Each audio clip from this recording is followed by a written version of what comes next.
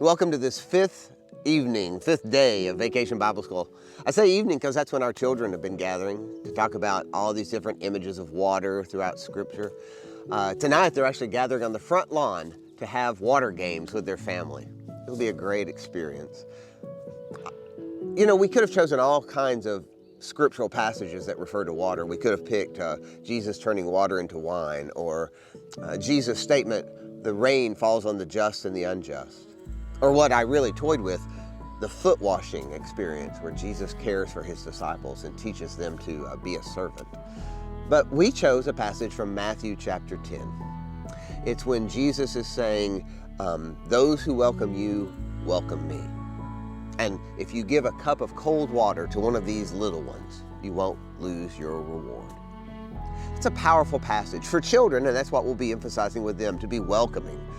Welcoming to all people, regardless of the labels that the world puts on them, which, again, is not a bad conversation for us as adults to have. But I'd like to push you a little bit as adults watching this to consider that as the church, this passage is usually related to evangelism. Now, evangelism, I know, is a dirty word among some of us. It's because it's been associated with people who knock on your door during supper time with a Bible in their hand and try to convince you to come to their church. But that's not what evangelism means. I frankly wish we had the kind of congregation that was more invitational to our family and friends. It just said, hey, I've got a relationship built with you. If you ever want to be a part of our congregation, we'd love to have you. That's not a bad thing. But the flip side of that idea of evangelism is that we want to invite them into a community that has meaning, that has purpose, that actually cares for one another. And that's what I want you to think about. How are we building a community at First United Methodist Church that really is welcoming and gracious? The kind of community where people can push back against what they hear from the pulpit. The kind of community that continues to feed the hungry every Wednesday night and do service projects around in the community. The kind of community that loves children. All this week during Vacation Bible School, we've had wonderful volunteers helping Miss Shelby make Vacation Bible School happen.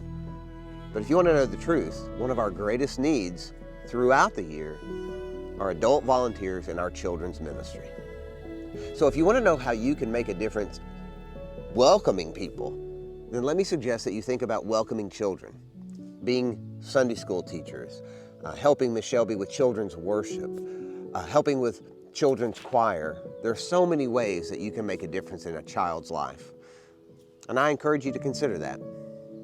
We want to be the kind of community that Jesus is talking about, welcoming those little ones into our lives.